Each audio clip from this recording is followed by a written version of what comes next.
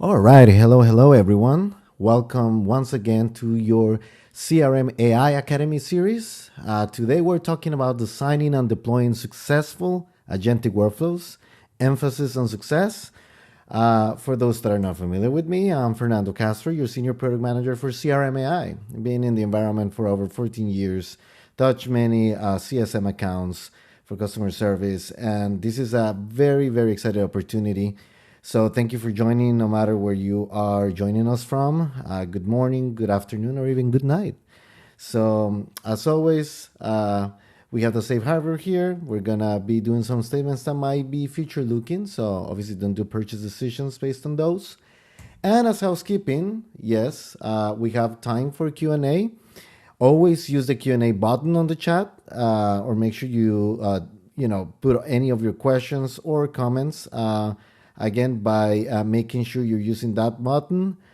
We will be recording and sharing, as always, this deck and the actual recording of this presentation. And we hope you fill out a short survey so we can continue doing this as always. And if you have not joined any of our sessions before, we have tons of great material. They are all posted in our Now Assist for CSM Getting Started guide out there in communities.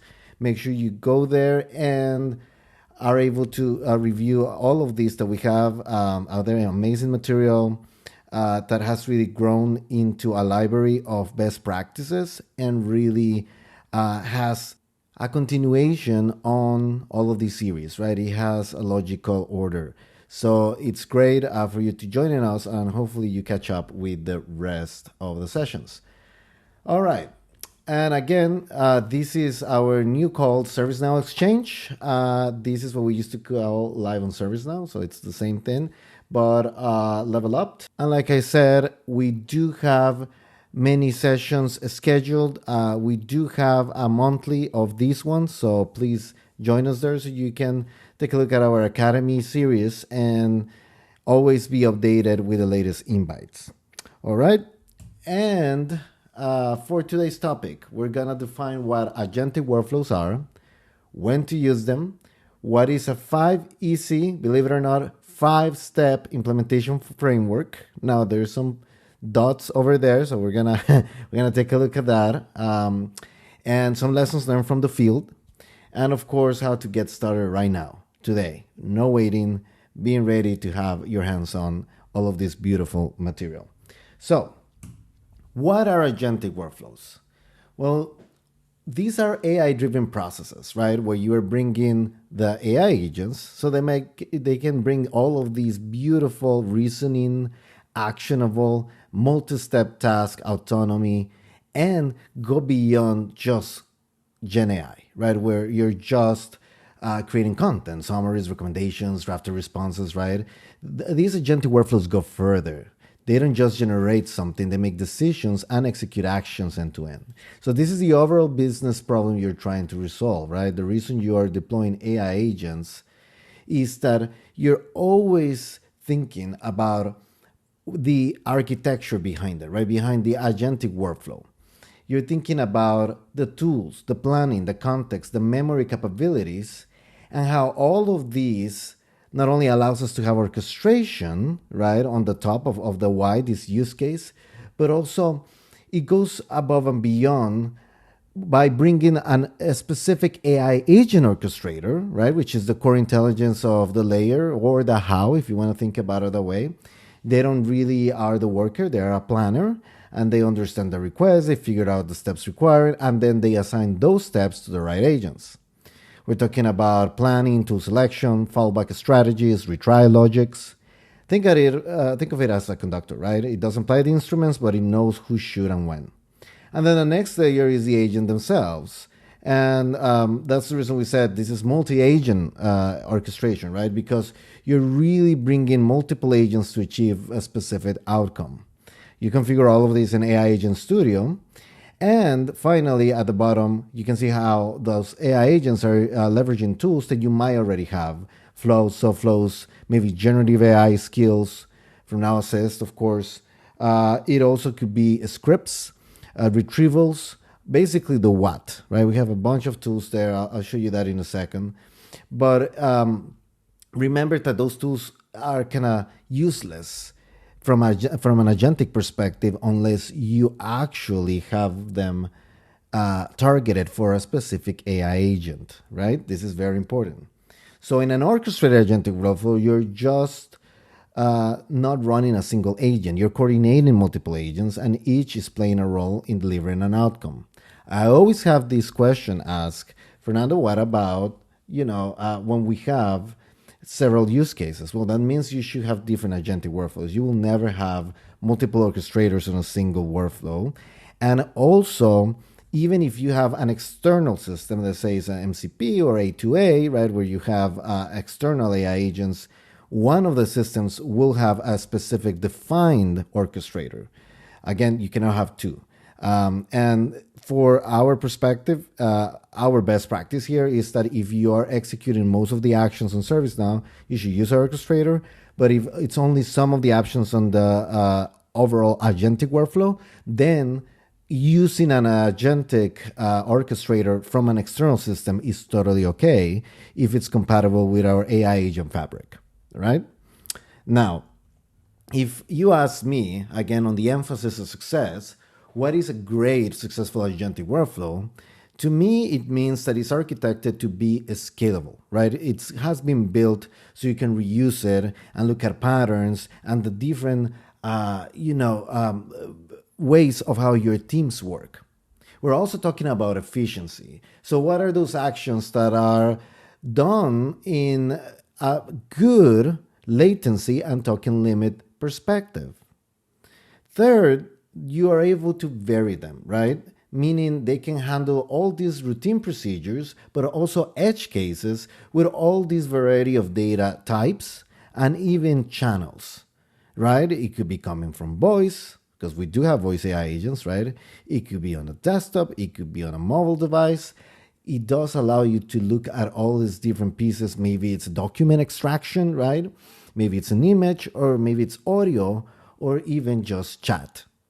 And of course, it's contextual or grounded, right? We talked about this on the January session. If you haven't heard it, totally recommend that go back and hear that, because it's really what CRM AI is all about, grounding within your defined context, your security, your constraints, not the hallucinations or assumptions that many generic LLMs might have on your system.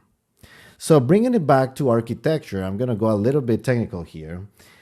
This slide illustrates that high-level architecture for AI agents in the commercial cloud, where most of the customers are.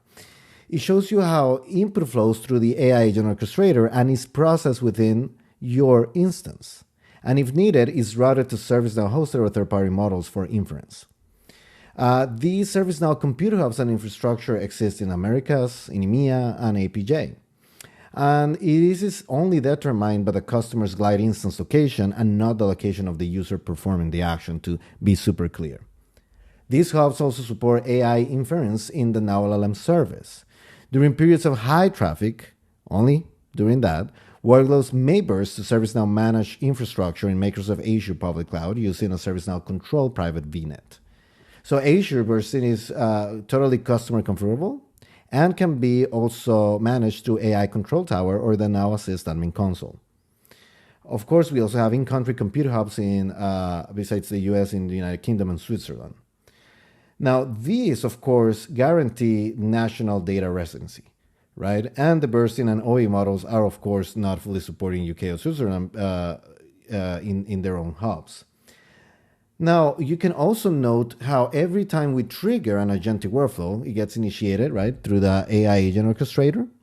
And that brings the AI agent team that, again, you have a communicator agent that is part of the platform. It's not something you have to define. It's always in the background looking for communications if something goes wrong or it needs to retry or it needs to ask for permission.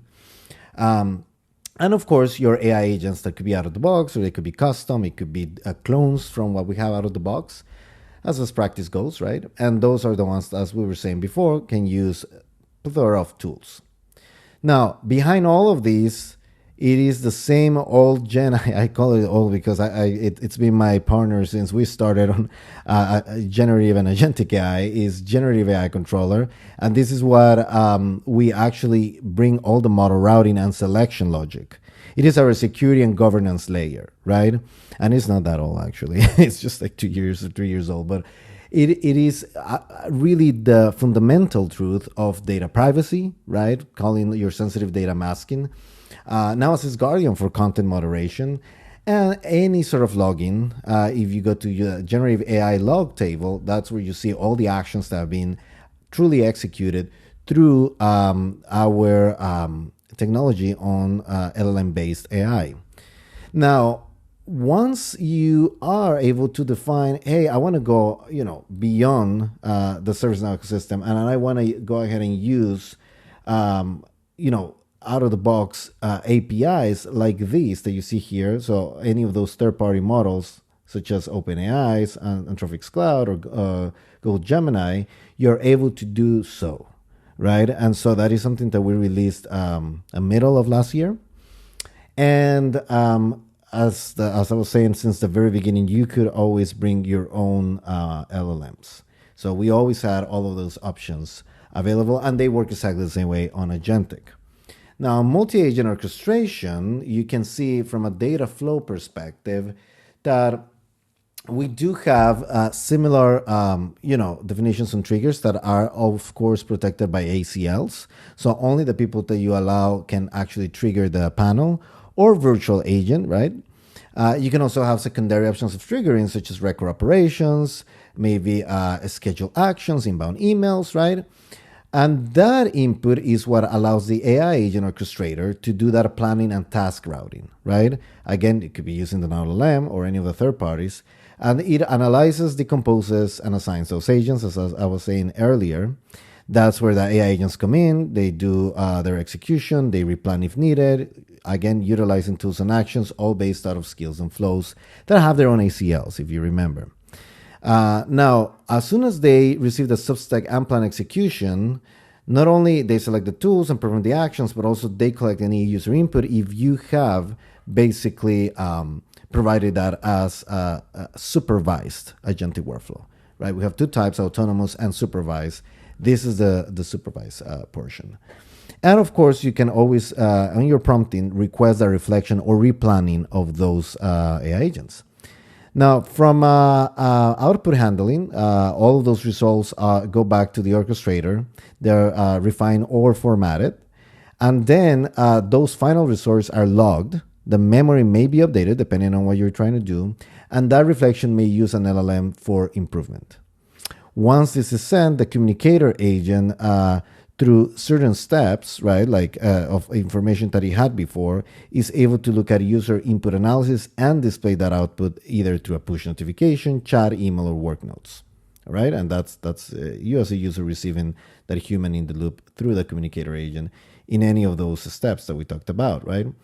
5 always, not all the time for 1, 3, and 4. That depends if you actually need to supervise that. Now, in memory, like I said, we do have two types, long and short-term memory. Long-term, you're looking at all the past interactions and conversation history.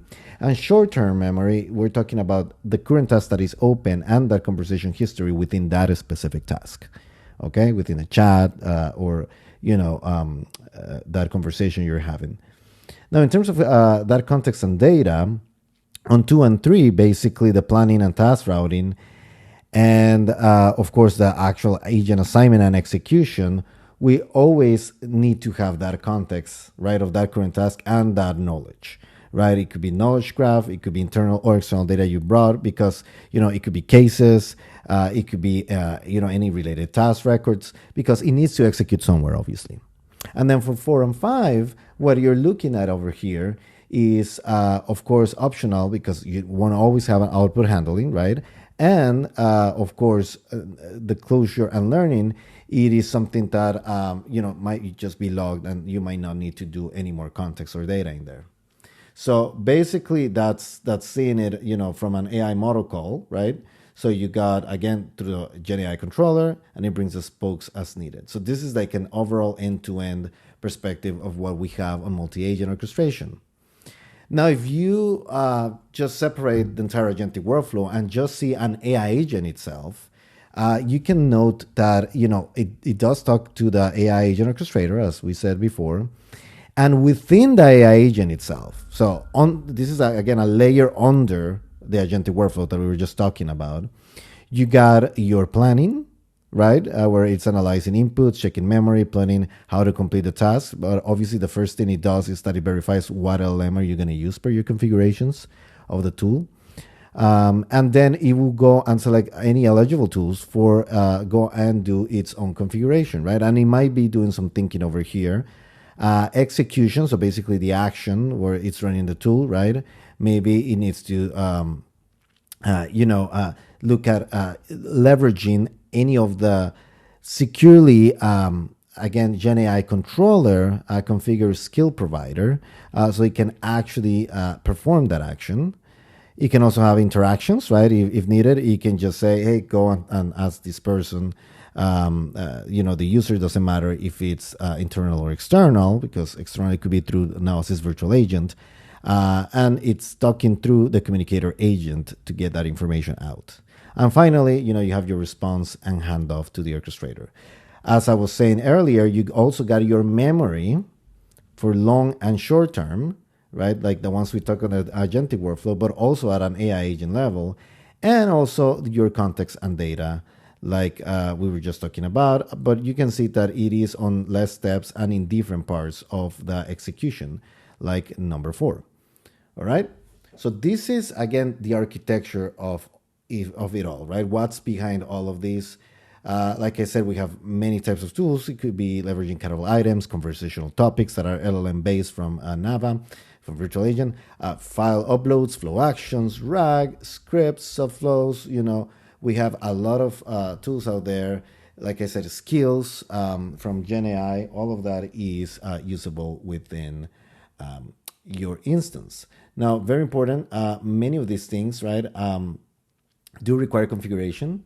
So, for example, for long-term memory, right, you can see here that you need to have some configuration done. Same with data privacy and Guardian. Some of it is out of the box, but most of these things that we have highlighted, you need to go and configure them. So it does require your input, all right? If you're an admin, of course. Now, in terms of when to use which type of workflow, I'm just going to remind you that we have a full dedicated session on this of an hour that we can just go on and, really deep dive. But just as a summary, before you design an agentic workflow and you truly are thinking about, hey, is this the right approach for this process? Take advantage, right, of the questions you should ask as a team, right, as the handlers or implementers of this decision making. So the first thing is that you could, of course, use traditional workflows, so through Workflow Studio. If this is a rule-based and predictable, less complex, always the same answer kind of thing. If you want exactly the same answer every single time, then that is a traditional workflow. And because it's not complex, right? It's A equals B, and that's it. There's no B, C, D, and F, right? The speed and consistency is the primary constraint, right? You want it to answer immediately. You don't need reasoning for that. Inputs map directly to outputs with no interpretation needed. There's no ambiguity over there, right? Think about it as actual human, right? They wouldn't be truly asking these questions themselves, right? This will be just left over for automation. And that decision tree is fully defined and stable. It doesn't have any weird decisions or any exit criteria that shouldn't be there. And then you have highly regulated use cases. So where you have no risk tolerance, right? Where it's basically, you're handling very sensitive data. Again, it's mathematical in that sense, right? That the risk tolerance is very, very high over there. And then, very low, I should say, sorry. And then on the other side, you have agentic, right? So for that, obviously, we use Agent Studio, like I said. And you want to think about agentic as a process that has interpretation of unstructured and varied inputs, right? Where context is really what matters, and the right action depends on relationships, right? It goes above and beyond just saying A equals B. It could be a plethora of options, right? This process is complex. It has too many variations, too many types of inputs, like we were saying before. Maybe an image, maybe all of a sudden I'm dealing with voice. And then you also are talking about not only being flexible and adaptable, but also that you can measure edge cases gracefully. So you could, again, learn from that and keep being more than a step in a workflow, right? You're looking at that outcome being something that you can actually measure. And maybe the answer, to be super clear, is not one or the other, but it is a hybrid workflow. And that is totally possible. That is another option that people don't think about all the time.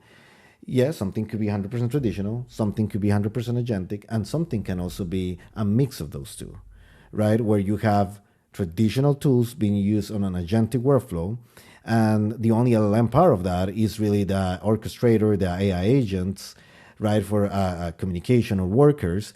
But the workflow itself is grounded on many traditional tools like scripts, like flows of flows, right? It doesn't have to be a conversational topic or a generative AI skill. And that is how you make a hybrid workflow. So if you want to have a quick cheat sheet, right, on when to use each of these, again, on the traditional flow, you're addressing simple, straightforward customer queries with known answers that cannot have multiple, iterations or too much flexibility, highly regulated process, basic tasks. A skill, you're using Gen AI to solve a very specific use case. It might need to do some semantic searching. It requires that control trigger. There's a human involved the entire time. But an AI agent is when you have knowledge-intensive tasks, right? When you're finding a solution that might require one to use multiple sources of knowledge, similar cases, external systems, and you also have all of these human collaboration if something happens, right? Or it could be 100% autonomous. It also requires iteration and discovery in runtime. It's hard to define a specific flow always. So let me give you an example, right? So let's say you have email, right? And you receive it, you create an interaction, you're thinking about traditional there, right? Because that's always something that will need to happen. You don't need an AI agent to go and create interaction. That's just a trigger. But an AI agent can extract the key information from the email body, right? Understands natural language understanding and put it on the new interaction, right? It could, you use identification of the contact from the email address, and that's just a database lookup. You could be using a traditional tool in that agentic workflow for that. And we already ship any of those. Maybe you need to categorize do a categorization of the request type, right? That might be even sending you to a case type. That is a deep dive over there, right? Its own flow that it needs to follow. Maybe even an agentic playbook. And that requires interpretation of intent. That is definitely an agentic step. On the next one, you might be validating required attachments that it needed to send for that name change, just to say something. So you need document analysis, context dependencies. For sure, you need a combination of generative and agentic technologies over there.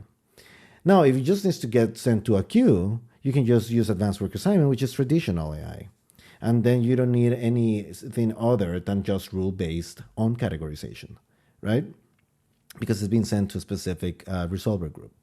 And then if you want to generate acknowledgement of the response, maybe that it has to be super specific, that it needs to be very contextual, very personalized, full-on CSAT, that it's really a combination of agentic and generative, because generative will create the email and then agentic will go check it, make sure it's within that context and send it, all right? So that is an example of an email case triage process when you have all of this technology coming in, right? So this becomes the foundation for your design, right? Having these questions, right? Can this step be fully automated with rules? That's deterministic, right? Does this step require interpretation or judgment? Perfect AI candidate.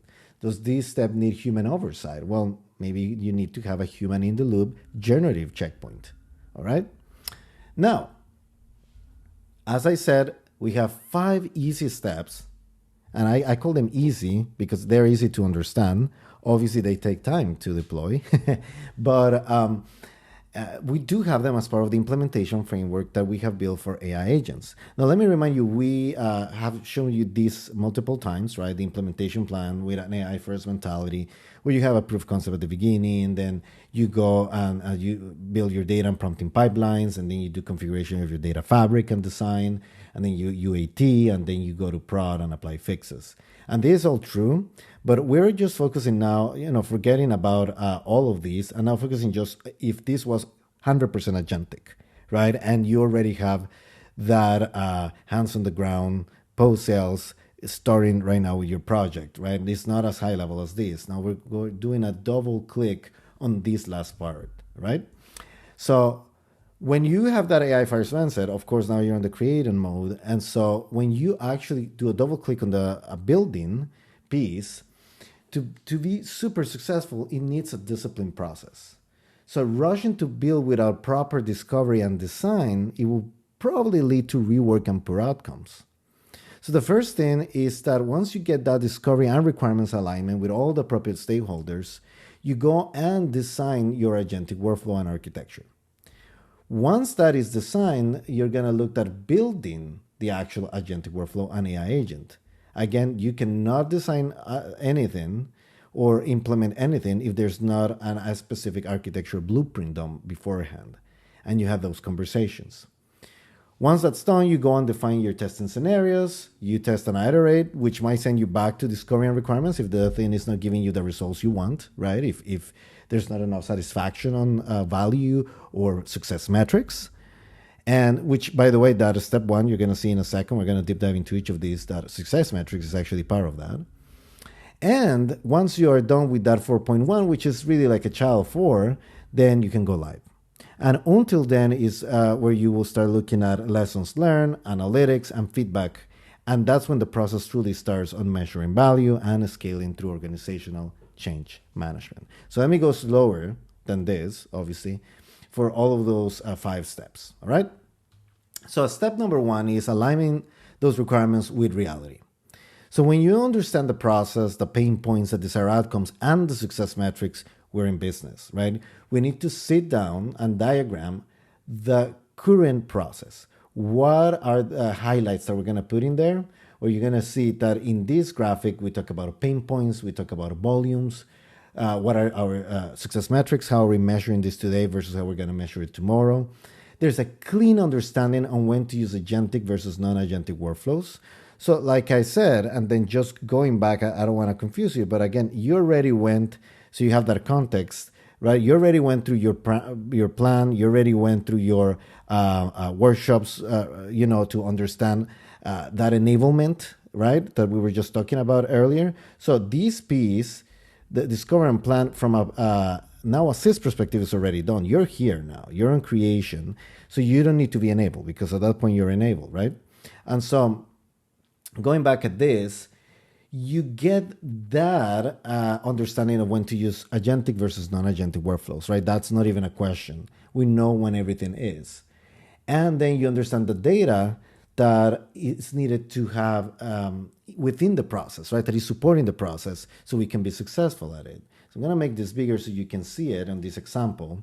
So just taking a generic case management use case here. You have a deterministic step, right, where you're doing intake, you're creating a case. The SLA timer starts, you categorize the case, and then you route it, you review it, you have to assess the priority, you escalate it, you research a solution, you draft a response, and then you send a response. Now we can see here that in this mock-up, right, we were diagramming this with a customer. We noticed that a pain point is that it's taking a lot of time to do that categorization of the case because we need to ask a lot of questions and we need to kind of figure out what that is. So that is an automation opportunity. The other automation opportunity you can see here is that AI agents can actually be not only context dependent, but also be more consistent than human agents where some things get P2s or P3s when they all should be, P1s or whatever. In terms of knowledge search, again, AI could retrieve those relevant content in seconds instead of minutes. And drafting a response could also be done in seconds. And all of this could be autonomous, right? Handle it autonomously. So you can look at the actual insights, right, about interpretation, context variation, and generation, and automation impacts. So for AI opportunities, how much are you going to save per case, and what are the consistency or even customer satisfaction improvements, right? So this is an example of what we do when we're aligning those requirements with the reality of not only just a process that it's stored somewhere and no one ever is looking at, right? That you just took on training and people forgot about it, and then they did their own behaviors and their own perspective. So in the second step, we're talking about contextual architecture. And when we say contextual architecture, we mean that you look at the triggers. So what is going to trigger this? Is this going to be automated? Is this going to have, again, a virtual agent talking with a customer? Or is this just going to be for our internal human agents? When does that flow come to place, right? And when are the requirements satisfied? So in order to do that, the first step that you notice here is that once we have reviewed the existing process, now we can reinvent through the new way of handling it. So now you can start drafting the AI agents, workflows, the triggers and tools. And again, this is at this point, you're not even touching ServiceNow, right? You're not touching the instance. You're still on Miro or any of the other tools that are out there for diagramming. And you're playing with ideas. This is still ideation. You're ensuring to keep in mind the negative scenarios as much as the positive ones, right? Because it needs to be balanced. What happens if someone makes a mistake? What happens if someone says the wrong thing at the wrong time, right? Because that's that last 0.999 of issues that happen when there's an edge case happening, right? And then you define your use case. As I was saying, is it going to be autonomous or is it going to be supervised?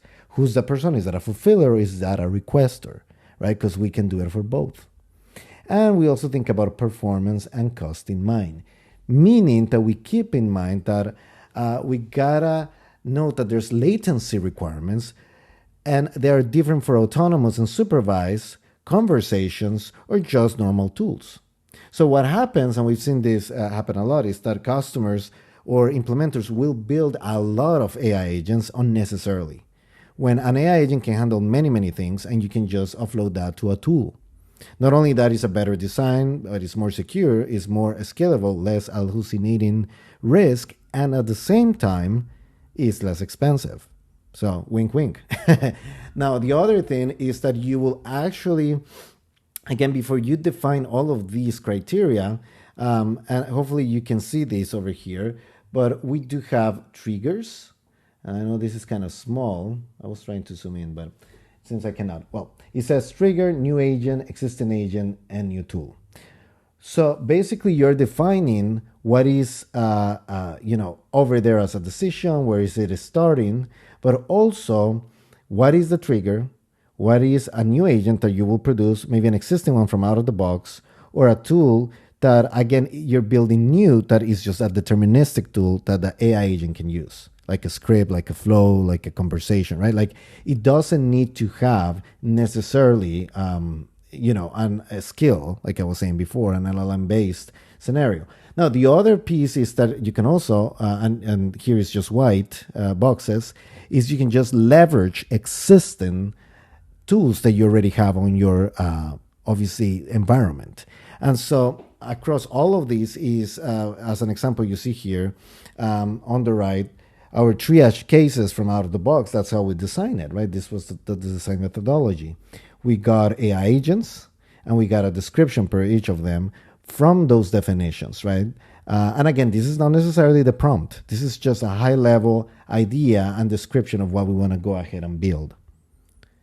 The next piece is that once you put all of this together, you can come back at that process, right? So let's say that this was the email triage process I showed you before with just the customer and the human agents. And now you can go back and rethink this with AI agents in the middle. And how are they going to send information? In this specific case, we were able to bring even some customer comments, some inputs. You can tell the little robots are here for a specific AI agents, right? And then you're able to define the tools also. So this is truly business reinvention, right? And so you can see a before and after in all of that. Now, the other piece is that once you're ready, and you get all your approvals and everyone is on board, Now you can go back to the instance and build that specific agentic workflow.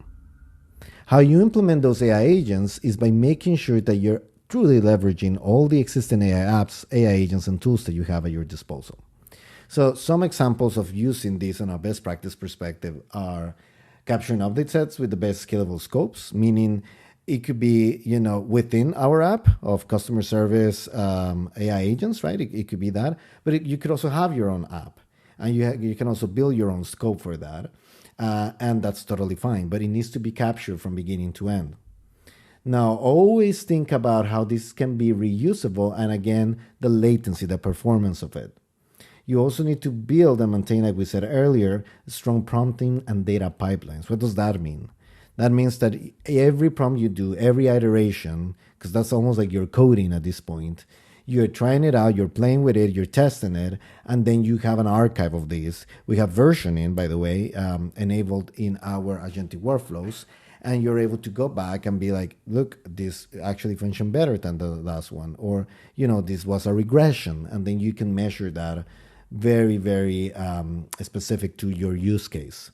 And when we talk about data pipelines, we're talking about workflow data fabric, right? Maybe external data, or maybe your internal ServiceNow tables that it needs to access. Maybe the semantic indexing that you could be doing through knowledge graph, right? We talked about a little bit of these in the previous session. And of course, we want to have you avoid using the generic prompt capability, right? Instead, create skills to help you maintain, test, and scale easier, starting with no-code tools. So what does that mean? Let me show you an example. So for triage cases, so we took, in your example, it could be in your own environment. Let's say you do your own implementation of triage cases. I do not expect you to use it out of the box because it's a different environment, right? We just did that as a almost like a proof of concept, right? As a model. So you will take your generative AI skills and you will ground them, as I showed last time, on Analysis Skill Kit, and maybe change its prompting, its tools, its inputs, its user criteria, right? And then once you're done with that, you could also be using document intelligence to bring that extraction of information from documents, and maybe workflow data fabric to bring from Snowflake some important information that needs to be mapped out in knowledge graph, again, grounded within context, and then brought up to your AI agent so it understands who this customer is and how we need to resolve their issue. So all of these different things, as you can see, is really a combination of many different facets of AI tools within the ServiceNow ecosystem. Fourth, then you test and evaluate. So you're creating all these testing scenarios, right? And especially, by the way, deviations from the happy path. It's not always the same thing. To validate that agentic workflow or AI agent. And then you go and stabilize for scalability and or performance, because it could be either of those two happening. Now, what I always recommend to customers is that you should execute at least 80 to 100 tests per agentic workflow or 50 per AI agent, however you want to think about it, depending on your, obviously, availability and bandwidth. You should also aim for 80% success of those per that specific version. That is very important, right? If it's supervised, and 95 if it's unsupervised. So if you go and do a V1, and that's totally okay, right? And then you do a V1.1 and 0.2, etc., then aim to do, again, those 80 tests, again, through all these different sets of golden data and test it out. In December, we did a session around evaluation, so you can go back and listen to it if you want to deep dive about it. But we have online and offline evaluations, and this is what is going to allow you to truly bring not only hallucination risks and, of course, any sort of deviations from your process and value definition in front of everyone, proven through testing. Now, you also want to make sure that all of this is clearly defined as possible outcomes from each use case, and that you're leveraging AI to create more sample scenarios based on your seed data, again, through DataKit. Analysis DataKit has that. We talked about it in December. You can also categorize and specify feedback within those testing scripts. That is important because it's more than just, getting a lot of, hopefully you can see it in the screenshot down here, but it's more than just getting all of this random text, right, and getting all this information. You want to define an agent tester, a date and time, the case number, the AI functionality, the test method. Like this, was the response correct? Will you only rely on this response? Did it meet your expectations? How can it be improved? If you only do, again, multiple lines of text and it's all blank and it's not really filled up or required, then what will happen is that you won't know what actually went wrong. And also, it's just going to be very difficult to track and basically reverse engineer. You want to go back to your AI Agent Studio and look at all the different agentic evaluations that were done there. And of course, if that was offline, and if it was online, then you will be able to see all the executions that AI agent and agentic workflow has participated in. So you want to make sure you're taking care of that. And of course, if you want to obviously be best practice and bring all of these to the table, it needs to be capturing stories and epics. And we have business practice library templates for that you can just download. So this is actually clickable. You can click on it and you'll find it. We have them for core platform. You can download them and they can be leveraged and modified for CSM or your specific use case. So we totally, motivate you to do so. And finally, after you go live, this is really the beginning of the value story, right? You're demonstrating that the agentic solution is delivering those tangible, defensible values, and that you will continue to invest on AI and in a very end-to-end contextual manner, right? So that means that your standards of excellence across all types of personas is taken care of. You're tracking the number of delivery orders created without human intervention, as an example, or how often the resolution notes were useful for a human agent, or an AI agent taking specific actions versus live agents across these different tools and UIs, including external, right?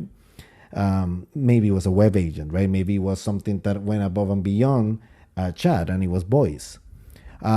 Maybe you're thinking about a number of knowledge articles created, right? And which of those are actually helpful and being used.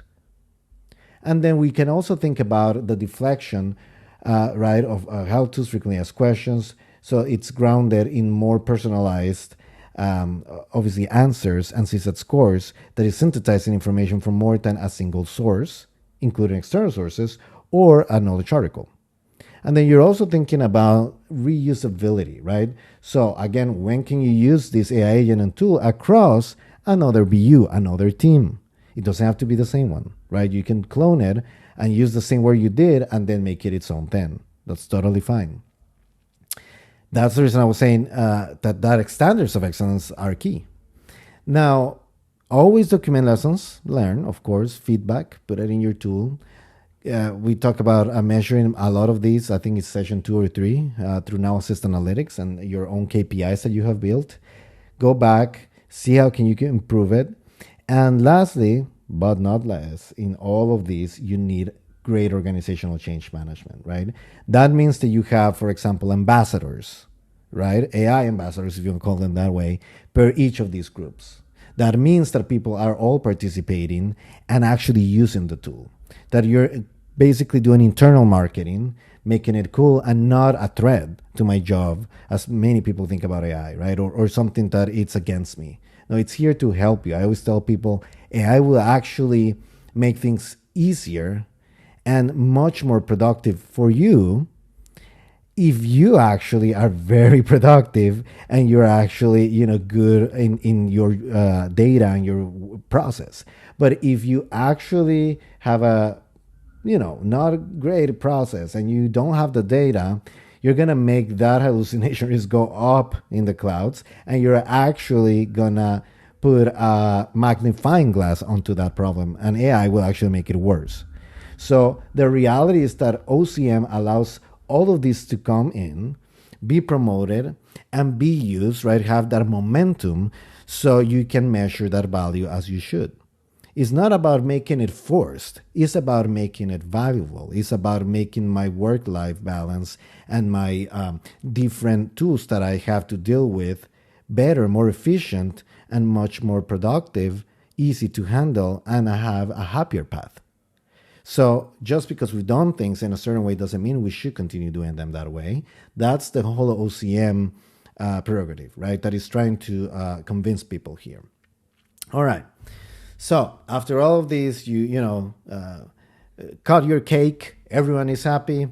We talk about the lessons learned, and these are some of our own lessons that we had from all of these programs we've done with customer implementations. So the first, I'll start with the positive, right? The do is that you should start with a well-defined workflow. Maybe it's a high volume or painful process, as I was saying before, without clear success criteria. You're proving value before expanding the scope. Again, case tree, HTML classification are very common and easy starting points because they have measurable outcomes and everyone is familiar with them, right? Second one is iterate with real production data, right? Synthetic data misses edge cases that only appear in production that are very specific to the people that are actually handling the work day in, day out. Request real records for testing. The messier the data, the more valuable the test. That's very important. Remember, AI agents actually thrive on messy data. So you want to bring that. See, many customers that have incorrect data or not real data on UAT or their dev instances for many reasons. And I just don't get it, right? Because then you do not have the real data to actually test this out. If necessary, ask for a separate instance if there's a security problem or something, so you can actually have that production data. Number three, of course, is you want to do these weekly demos, or let's think about it as bringing all of us together, right, throughout the development. Early feedback really catches misunderstandings before they can become rework. So customers see progress, you get validation, everyone is happy, right? Everything is documented, and then you can go on with obviously bringing more and more value to these use case. Now, you should always document any decisions points from these AI agents. So as you saw on those graphics, right, with the triangles, when we have the AI making a choice, right, maybe which agent to invoke, which action to take, make sure that you're logging that reasoning, right? This transparency builds trust and enables debugging when things go wrong. This is very important because it's more than just knowing, oh, I did this, or I have no idea why I did that, right? If you had that decision point documented, you will know when did it fail or when it didn't give you the answer you wanted. Now, do plan for upskilling from day one. You should share your training resources early in the engagement. Like I said, this process starts already on creation, right? This 5 steps is during creation, assuming you already went through your discovery before and you did your deep dive on anything that has to do with enabling yourself, right? You have to upskill yourself. Get into a lab, get our essentials training that we're relaunching soon. You should understand how to modify the workflow. Your job as an implementer in many of these things is make yourself unnecessary. That's the reality of it. So you can iterate from a customer perspective better. And also, by the way, when I say customer, I don't mean only the external customers, right? But also, I mean your business units. It could be your own customers too, right? And this is part of what we do in every one of these implementations that we are handling AI agents, is that at that point, because that upskilling already happened, we're actually giving you a handoff, right? When you're about to go live. And we're explaining not only what we did, but if you've been on those demo calls, on those Scrum calls, if you will, those weekly checkpoints, you can already know. And so at this point, it's just about executing that knowledge and just bringing it to life. And of course, you measure what matters to the business, right? Technical metrics like latency, token usage, assist, all of that matters to maybe leadership, engineers, right? Devs. Business stakeholders care about time saved, cases deflected, customer satisfaction. You should always report both. All right? And lastly, scale slowly to learn and adjust according to that usage feedback. Sometimes we don't see a lot of usage. Then we have to go back to the users and see what is happening. Maybe it was an OCM problem, or maybe it is a design problem, a value problem. We have to be able to understand what is the pushback. Now, on the negative, don't, is that, of course, do not escape discovery, right? Teams eager to show progress jump straight into AI Agent Studio with no proper discovery, then they build solutions that do not match actual workflows or miss critical edge cases. The second piece is that you might be over-engineering with too many agents. I said this before. More agents does not mean better results. Remember, each AI agent adds latency, cost, and complexity. Some teams create separate agents for every minor function. But the solution, of course, is that you have to think about performance and cost. Consolidate agent responsibilities where possible. Fewer well-designed agents outperform many narrowly scoped ones, right? Like we talked earlier, you already went through at this point the process of not only defining your diagram that where you have clear decisions and inputs and outputs, but also when you're using AI versus deterministic mapping, right? Than just a quick premature prototype that is full of agents that are unnecessary. On the pitfall number 3, I would say do not ignore negative scenarios, right? Testing focuses always on the happy path, and that's great, which is when everything works. But production exposes all the ways things can go wrong. Missing data, malinformed inputs, edge cases, people going and attaching the wrong thing on the wrong scenario, asking questions that are unrelated to the previous case, right? Maybe a follow-up to an email. You got to define those negative scenarios explicitly. What should happen when the email, is not going to have all the attachments you were expecting, or the customer isn't found, or when the request is too ambiguous, right? We need to have exit criteria for that. 4, when you have no governance over workflow changes, guess what? We have problems, right? Because agentic workflows contain business logic. Without governance and all those changes can break functionality or introduce compliance issues. Like I said, that version control, the reviewing of the process, the testing before production deployment. Treat your workflow, your prompting changes like code changes, right? Data, yeah, it's easier, but you still need to bring the semantics into play. So make sure you have those connections, right? All of those things need to be audible. And finally, in terms of expecting 100% automation or the same result every single time, then you haven't heard the previous webinars, right? Because this is LLMs, right? You will always have different answers. And sometimes stakeholders expect AI to handle everything autonomously or exactly the same every single time. Again, that is deterministic, right? That is traditional workflows. That is not this. Agentic workflows excel at augmentation, right? Handling routine cases, surfacing complex ones, or human review maybe, or even thinking about scenarios where, again, it could be 100% autonomous, but once it's mature enough. So you are setting realistic expectations, again, starting as my recommendation before, supervised mode, right, where the AI agent recommends and the human approves, before moving to an autonomous execution. You define clear escalation paths and exit criteria where that agent is needed, all right? So landing now into, going live with not enough testing of use cases or paths, that's always a problem, right?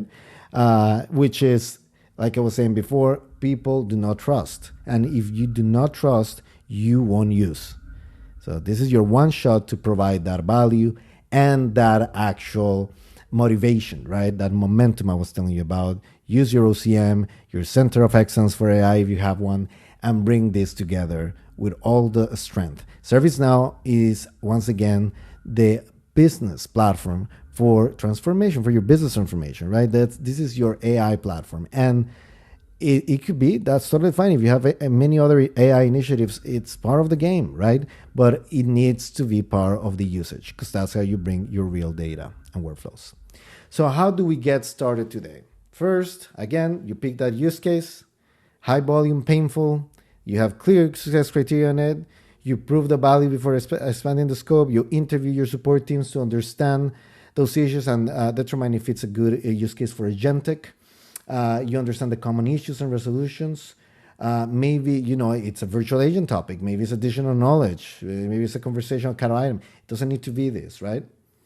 Maybe it's a deterministic process. That's totally fine. On the second is that once you map that process, you're able to, again, for each of that workflow steps, You can define if that is deterministic, if it's AI, or it's just human handling. Again, this becomes your design blueprint. You document all those requirements in stories with the templates I show you on the business practice library. And of course, to summarize, we bring that data readiness. So what is that data query looking like? Are those knowledge articles current? Are those fields consistently populated on the cases? Do you have case types?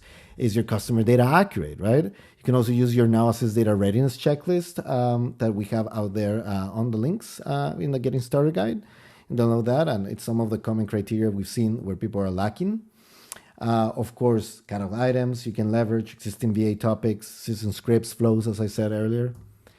And then you can start small with your supervised mode at that point, configure that workflow so those agents recommend actions and humans are approving.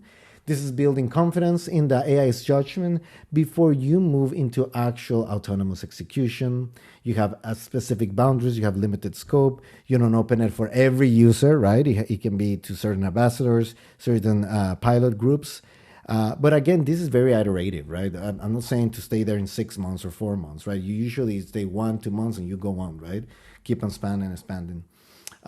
Also, make sure that those design diagrams, right? You're not only iterating with, whoever is on those weekly calls, but also any other customer stakeholders. Again, even as contact center agents, right? That might have those live agents might have some point of view. You might also want to bring them into this as a representation. And again, built-in evaluation, you think about that acceptance criteria, those success metrics. How will you know this workflow is delivering value? How are you tracking accuracy, time savings, user satisfaction, right? We have a full session on this that you can go back to if you're not familiar. We have there how to define the monitoring and control strategies.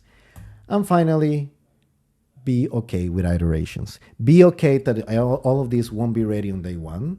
And your first deployment will not be perfect. It cannot be perfect, and it should not be perfect because you still need more usage, you need more memory, short and long-term memory, as I show you at the beginning for your AI agents and agentic workflows. Maybe you want to try different LLMs with different responses. There's strengths and weaknesses in all of them. Maybe you want to build in time for those feedback cycles, for those improvements within your roadmap, within your different scenarios, right, that you have built. Remember that best workflows evolve through iteration with real production data. If you have good governance and continuous compliance, this won't be an issue. Everyone will collaborate and they will start seeing the value slowly but surely. So many of these use cases that we have built, I'm telling you, 99% of them were not built from a single session, right? I would say 100% of them. None of them were built on a single session. Most of the things that customers are seeing a lot of value, it took 2, 3, 4 iterations in multiple, of course, testing groups in UAT. But we got it at a point where we said, okay, now we're good with V1. It's not perfect, but it's going to be there. And this is going to be how we're going to keep on jumping into broader environments, right? And use cases. So I always remind you, you have your implementation path library available for you. All this multimodal, I'll say multimodal because there's video, there's audio, there's documents, there's PDFs, there's even scripts, screenshots that you can use, right? So take your training, those 3 AI Essentials, AI Agents, Delivery Accreditation, and Now Assist for CSM Essentials are the main ones. All of these stakeholders and participants should be taking them. Then go to our Getting Started guide on communities. You can look at the deep dive articles per persona or agentic workflow. So we have them for customer, agent, manager, and admin. There's a video on how to ground a skill. Of course, keep on joining the CRM AI webinars, attending our events in person. You can also, of course, go to our best practice library, what we used to call Now Create, and that's where you have your data readiness checklist I was talking about earlier, your prompting guides, recommendation implementation sequences, guides that basically allow you to not only take a look at what I just told you, but now from even a skill perspective, one by one, it will explain you how to implement it. And also what does the actual use case is for that skill. And again, that's for generative. For agentic, you have, again, all of these other explanations on the process workshop presentation of what we ship out of the box, many of them. Use the stories, as I said earlier, and your guides for Skill Kit, where you can also do agentic evaluations. And of course, we keep on iterating on this, putting any information and insights in our other links. And then it's up to you, really. That's the reason it's purple, right? It's because it's all about you, your own assets based on best practice library, your own center of excellence and innovation, your own training and organizational change management for your specific orgs and businesses. The idea here is that, again, you're cloning, duplicating what we have out of the box, or even what is in the best practice library, and you're making it yours. Put your logo on it, make it yours. It's 100% for that. It's not for us, it's not for an implementer, it's for you to leverage within your organization and make it your brand, right? That content is exactly for it. So hopefully this was pretty helpful for you guys. You were able to look at all of this, and you feel confident about building those agentic workflows from beginning to end. I just show you what we've done on our AAA program, our AI Agent Accelerator program.